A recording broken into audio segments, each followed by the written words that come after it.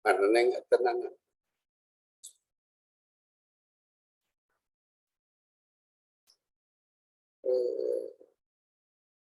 Tanda pindahnya.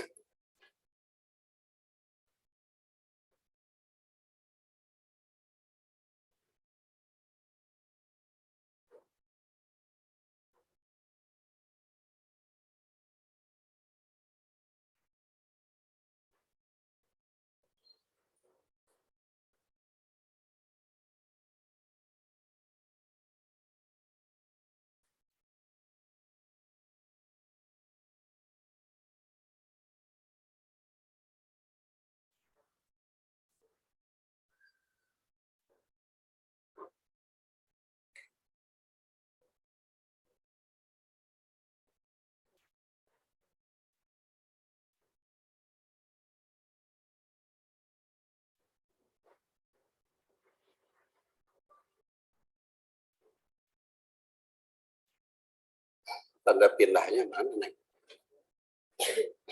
Itu muncul.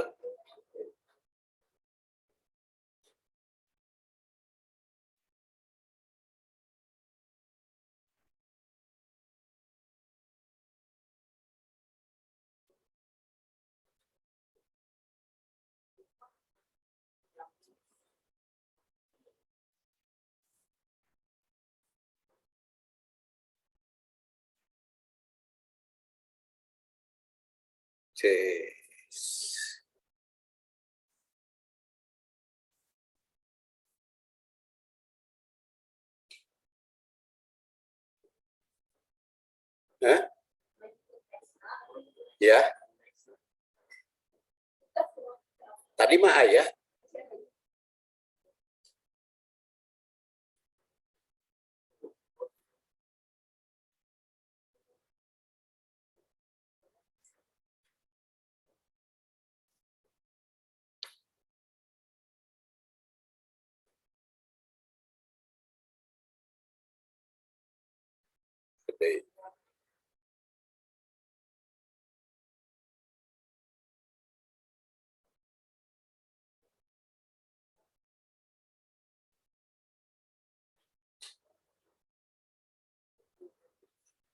Aja nama ayah.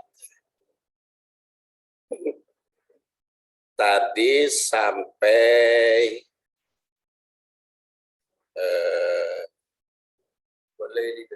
walaili surat al-lail.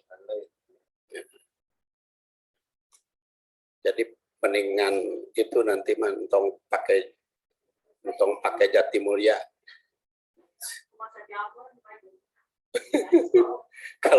kalau HP Bapak mah sampai 1,5 jam. Iya pakai WiFi Jati Mulia. Seharusnya pakai HP Bapak. Kalau pakai HP Bapak tenang aja 1,5 jam nggak berhenti. Iya, baik kita lanjut. Jadi di sana wan nahari datajalla wa ma khalaqad dzakara wal unsa inna sa'yakum lasyatta. Sungguhnya usahamu itu beraneka ragam. Ya. Usaha itu ada usaha jadi pegawai. Jadi pegawai mah ditakdirkan penghasilan anak Bapak dan Ibu. Udah tetap. Jadi geus ditakdirkeun tak hese beungharna teh pegawai mah. Beda jeung pengusaha. Kalau pengusaha bersaing, maka asa bersaing, banyak cari langganan, ya itu bisa kaya raya. Makanya mertua angkat ya, ini apa namanya kakak istri saya, Kang Ajeng Lim Cianjur, katanya kalau hidup ingin tenang, jadi dosen Pak. Seperti pun anak Profesor Abdul Hakim kan putra teh. Profesor Abdul Hakim guru besar ITB itu adi lanceuk sareng pun bojo eta tes. Tapi Ari pun bojo mah anak angkat ya. Ari Profesor Abdul Hakim putranya. Makanya senang jadi dosen. Kalau yang senang jadi dosen. Tenang apa senang? Ya senang tenang. Karena tidak banyak problem. Pokoknya mah kakeuh saeutik kan salurkeun kan mahasiswa gitu. jadi dosen ngan teu kaya-kaya. Sih kayaknya itu terus profesor doktor sudah senior pernah jadi ketua Kopertis Jawa Barat 2 periode, tapi kalah oleh adiknya yang kaya raya. Makanya kalau ingin tenang, jadi dosen, senang, tenang. Tapi kalau ingin kaya, jadi pebisnis. Kalau jadi pebisnis bisa kaya. Nah, makanya kalau ingin kaya dan tenang, dosen bisnis. Makanya kata Ahmad Heriawan, kan rezeki itu 100% ya diberikan oleh Allah, 90%-nya ke pengusaha. Yang 10%-nya dibagi-bagi ke pegawai. Jadi yang 90% itu ke pengusaha. Ya makanya kalau ingin kaya mah jadi pebisnis. Nah, kalau jadi pegawai mah ditakdirkeun atuh duit nage pokoknya kalau golongan 3A 7 juta 4A 7 juta gitu. Profesor 8 juta gitu ya di pokoknya. Kecuali kalau merangkap punya jabatan takdirkeun. Jadi itu kalau sudah pensiun ya 1.700.000. Kalau jadi pengusaha mah bisa bersaing asalkan dengan sehat dan jujur. Makanya Rasul menjamin bahwa pengusaha yang jujur, sehat, bersaing, senang dunia akhirat. Ya amin. Makanya keluarga Bawajir pengusaha semua. Nggak ada jadi pegawai kan? Jadi pegawai. Benghar, insya Allah. Kaya raya. Nah, fa'amman atau wattaqo, barang siapa yang memberikan dan takwa, wasadaqa bil husna, dan membenarkan yang terbaik, pasanu yassiru lil yusra, maka akan kami mudahkan baginya jalan menuju ke surga. Jadi kalau dia berusaha sekuat tenaga dengan usaha apapun tadi, karena inna sa'yakum itu bermacam-macam, serta dengan usaha apapun, kalau dia pandai memberi dan membenarkan ketakwaan, akan mudah untuk jalan mengambil jalan terbaik itu akan mudah, akan dimudahkan. Maka akan kami mudahkan baginya jalan menuju kemudahan. Wa amman bakhila wastagna, adapun orang yang kikir dan merasa dirinya cukup, tidak perlu pertolongan Allah, wa kadzdzaba bil husna, serta mendustakan pahala yang terbaik, fasanuyassiru lil usra, akan kesulitan. Jadi kalau berdasar ayat ini, kalau kita ingin mudah, berikan kemudahan pada orang. Kalau kita memberikan kesulitan orang, kita akan sulit sendiri. Dalam hadis lain juga dikatakan, wallahu fi aunil abdi. Allah itu memberikan pertolongan pada orang yang menolong hamba. Barang siapa yang sering menolong orang, pasti ditolong Allah. Jadi kalau kita ingin mendapat pertolongan Allah, tolong saja orang lain. Kalau kita ingin mendapatkan bahagia, bahagiakan orang. Itu pasti akan bahagia. Kalau kita sering menyulitkan orang, kita akan sulit. Itu janji Allah berdasar ayat di sini.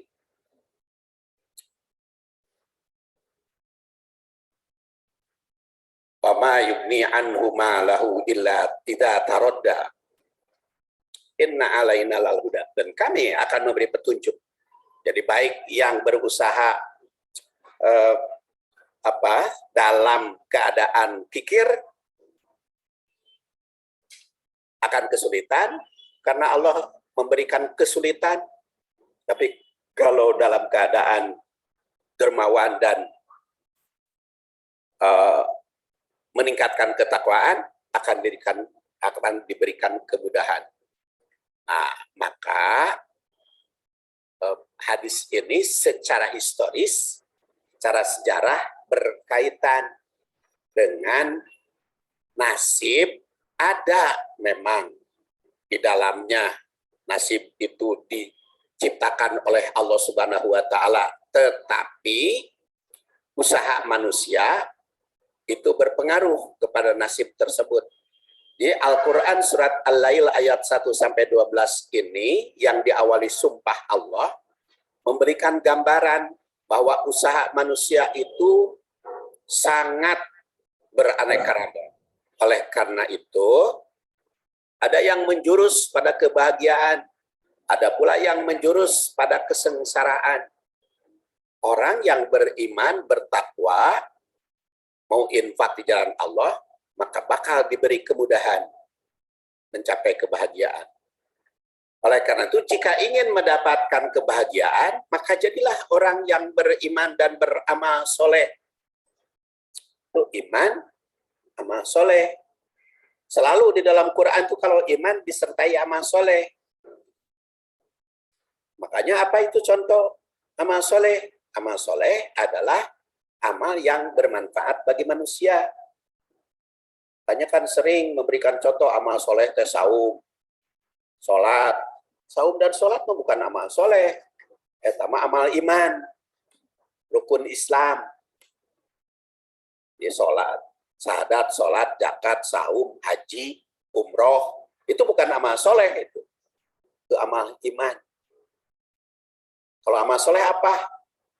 Memberikan bantuan. Orang lapar. Membayarkan yang punya utang.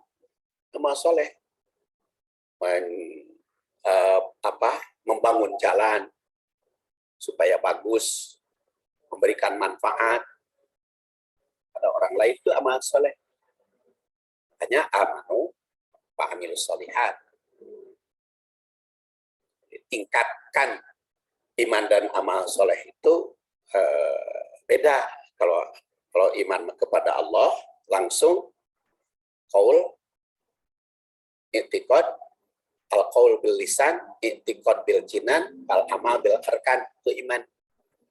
Kalau amal soleh yang bermanfaat bagi manusia. Makanya Rasul itu sampai berikrar la yu'min, tidak beriman. Sahabat bertanya, kok sampai 3 kali Rasul mengatakan tidak beriman. Siapa ya Rasulullah yang tidak beriman? Yaitu orang yang perutnya kenyang, tapi tenyaho tetangga lapar. Dia perutnya kenyang, tapi ada tetangga lapar, tenyahoan. Itu tidak beriman. Karena tidak membantu. Orang yang lapar tidak beramal soleh. Keseimbangan. Dan sekarang ini, ya, sekarang ini, zaman sekarang di Indonesia, lebih banyak imannya daripada amal soleh. Makanya pandemi itu, kalau menurut saya, teguran. Pandemi itu. Gara-gara pandemi kan itu bisa umroh. Itu bisa haji. Gara-gara pandemi itu teguran.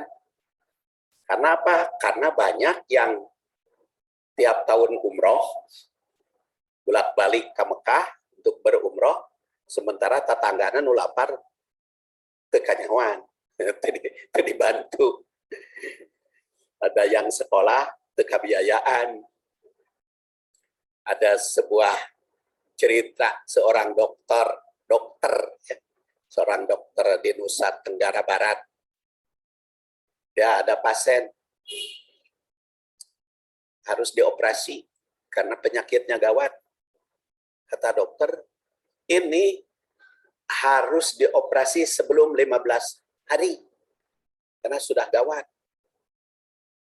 Maka dia kumpulkan keluarganya, seluruh keluarganya dikumpulkan, kemudian dia nyumbang karena sekitar biayanya 30 juta ke Jakarta.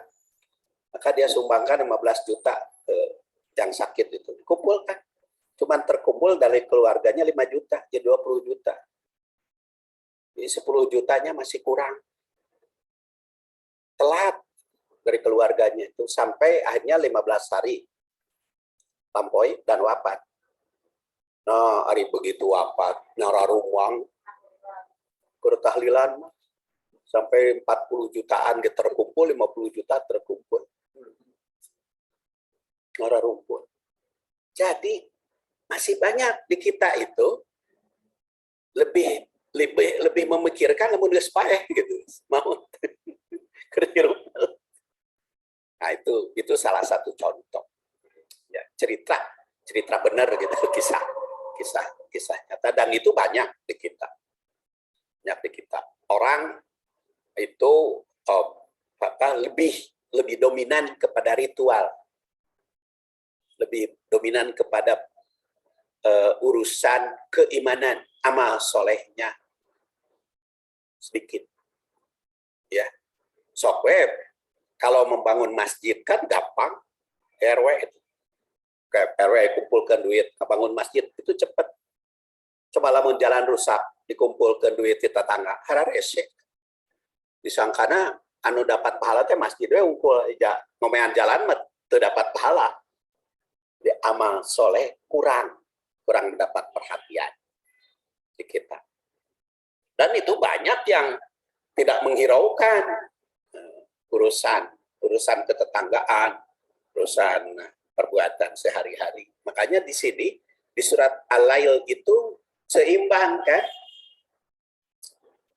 Jadi iman, takwa, dan mencegah bahaya, amal soleh. Dan itu akan dikemukakan, akan dimudahkan. Oleh karena itu keimanan pada takdir tadi harus dikoreksi. Jadi bukan pasrah, ya harus berusaha sekuat tenaga. Terkait pula keimanan amal soleh manusia itu.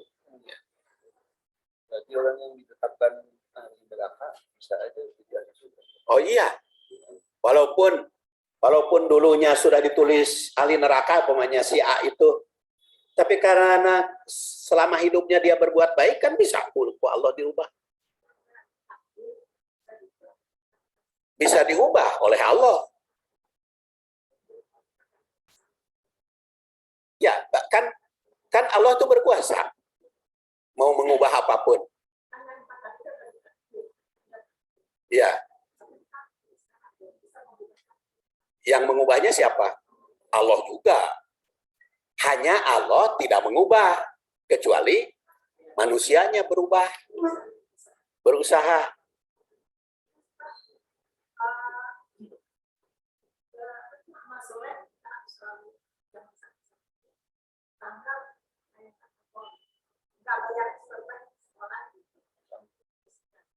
Iya, amal soleh itu. Jadi ada budak, kita bayar SPP-nya, datang kita ke gurunya, ke SD. Pak, siapa anak yang... Jadi kudu ditanya lah, budak nama apa? Kudu diketahui. Nah, kalau ingin nyumbang, tanya aja ke sekolahnya. Kepala sekolah apa? Siapa yang anak-anak tidak mampu bayar? Kan di kepala sekolah ada tuh nungak bayar ke oleh kita, itu amal soleh.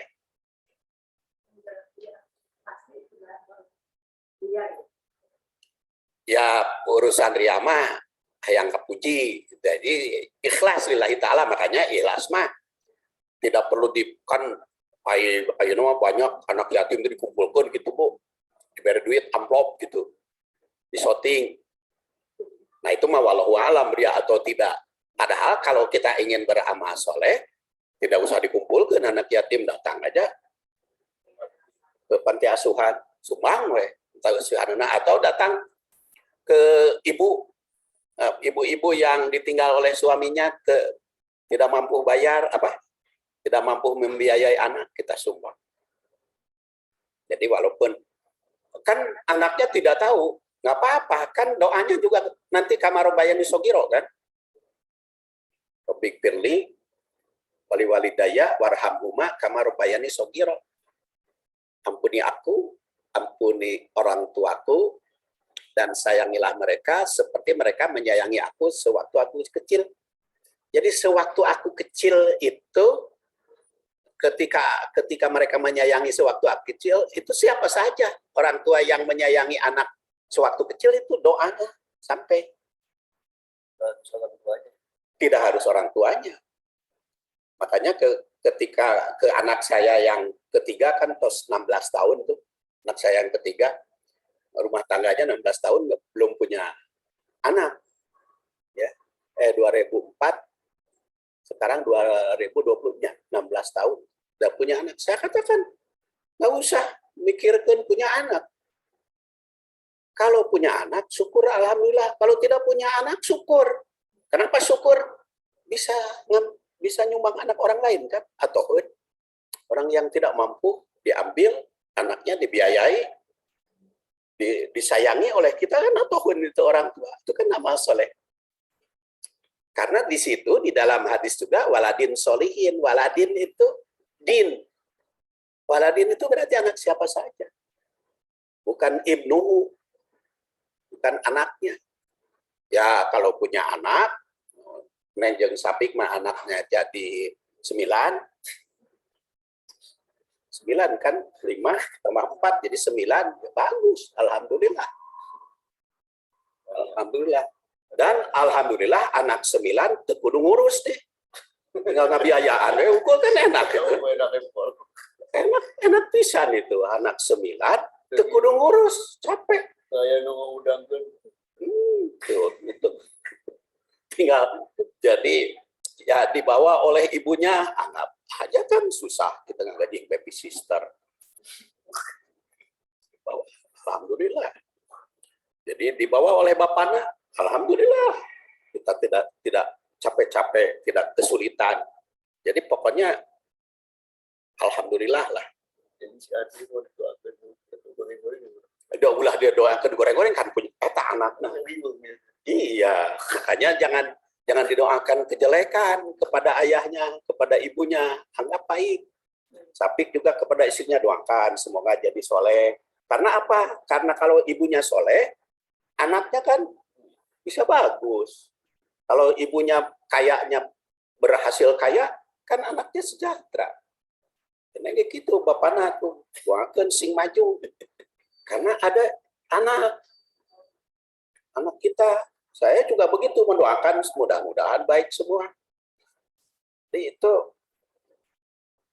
Jadi ada pun anak mah beda-beda gitu.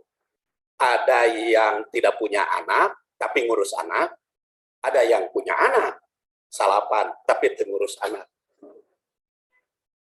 Nah itu syukur aja semuanya juga ya, syukur aja semuanya juga kehadiran Allah Subhanahu wa taala. Dan itu tidak akan salah doa itu. Ya. Doa anak kecil itu kamarobayani sogiro, sebagaimana mereka menyayangi aku sewaktu aku masih kecil.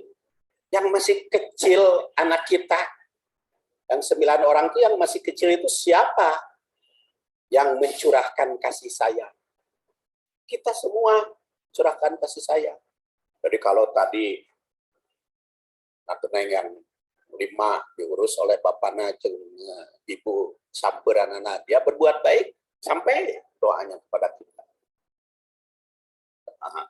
Ayeuna kita ke anak baik sampai. Jadi amal soleh gitu. Ya. Dan itu tidak akan salah arah gitu doa mah. Walaupun itu disebutkan ya teti bapaknya terkedah. Ya teti ibu walaupun tidak disebut karena nyampe pahala. Baik, kita lanjut. Kemudian tashih hadis. Tadi udah.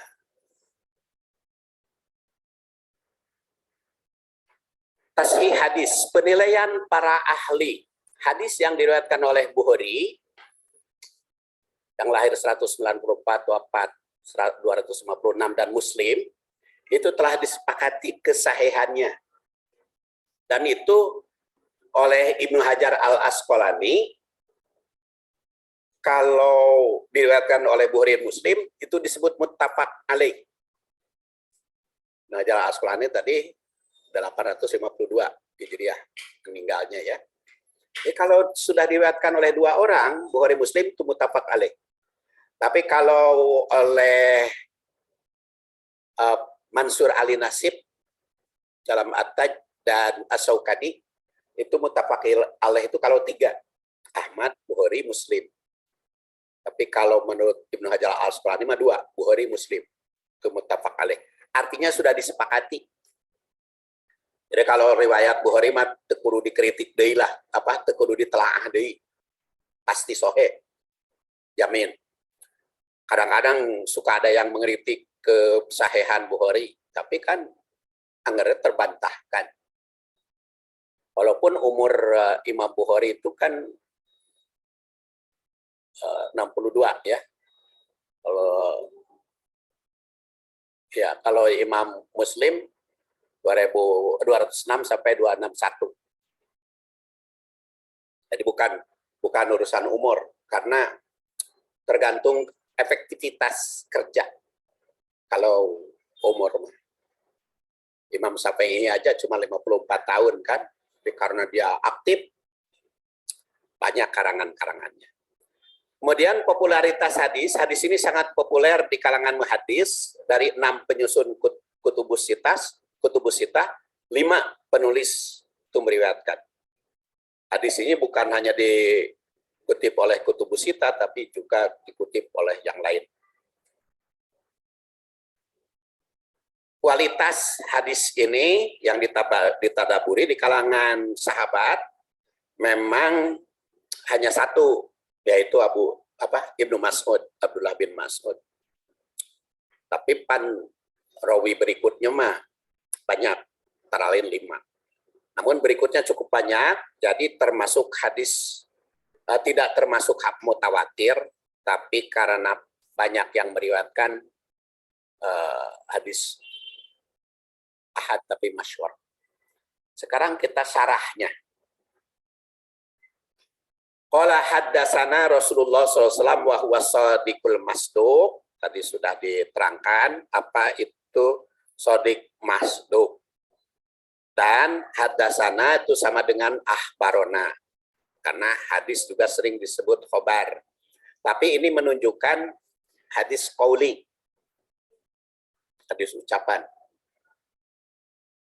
Shadiqul masduq diriwayatkan oleh para ulama seperti An-Nawawi yang wafat 676. As-shadiq itu wal masduq fi qaulihi, shadiq adalah jujur, dan masduq fima ya'ti minal wahyil karim, dalam menyampaikan wahyu. Sedangkan Utsaimin as-shadiq fima ahbarahu, al-masduq fima ahbarahu. Amin. Ibnu Mas'ud dalam hal ini seakan mengajak umat agar yakin betul kepada apa yang disabdakan oleh Rasul Shallallahu Alaihi Wasallam. Inna ahadakum yujma'u khalqu fi batni ummihi arba'ina yauman. Sungguhnya kamu dikumpulkan dalam perut ibumu 40 hari. Pada hadis ini diistilahkan yujma'u, dikumpulkan, penciptaan. Karena ketika suami bergaul dengan istri, memancarkan mani. Sebagaimana disabdakan oleh, difirmankan oleh Allah, An-Najm min nutfatin idza tumna. Jadi laki-laki memancarkan mani. Ibu menerima. Jadi asalnya air mani itu dari tanah. Tanah diserap oleh pepohonan, tumbuhan. tumbuhan berbuah atau daun dimakan oleh laki-laki jadi mani, jadi sulbi, dan dimakan oleh perempuan jadi taroib. Jadi kalau di laki-laki mah ada sulbi, di perempuan ada taroib. Jadi suami istri itu mengumpulkan dari sulbi dan taroib. Menyatulah. Karena menyatu itulah, jadi laki-laki itu memancarkan, perempuan menerima. Makanya hese eta teh operasi kelamin teh. Ya, ayeuna laki-laki hayang jadi perempuan. Mungkin kelamin nama bisa diganti. Hari eta bisa ente menerima, kan nggak bisa itu. Kan di perempuan kan ada rahim yang menerima air mani, sedangkan di laki-laki ada sulbi yang memancarkan. Eta bisa nggak diganti, diubah. Kelamin bisa dipasang. Kalau perempuan yang jadi laki-laki, bisa kan dioperasi, pasang kelamin laki-laki. Atau perempuan, atau laki-laki jadi perempuan, bisa dibikinkan. Tapi rahimnya kan nggak bisa.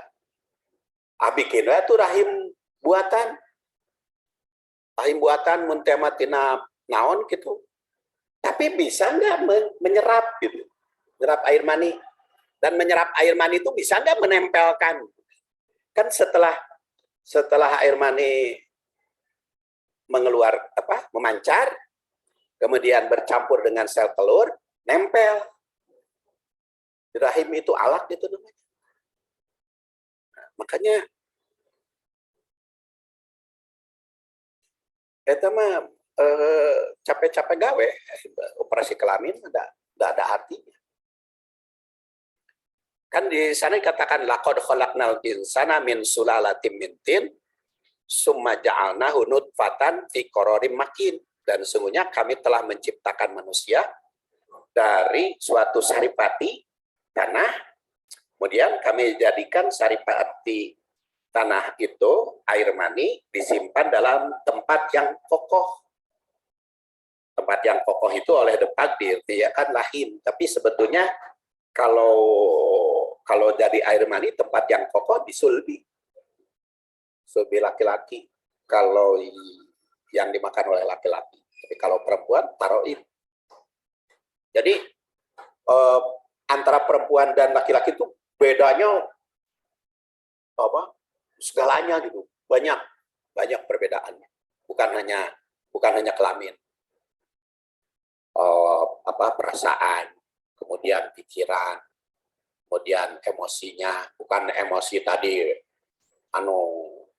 laki-laki tegasan dari sebagainya, tapi kan kromosomnya aja juga jelas beda.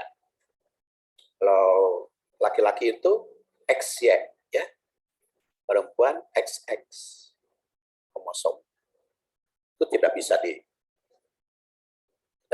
diganti. Makanya kita sebagai orang tua jangan mengubah, sesuaikan saja dengan kelahiran. Dan insya Allah nanti bersambung bahasannya karena sudah jam 12. Ada pertanyaan dulu? Mudah-mudahan tidak ada. Tidak atos tadi.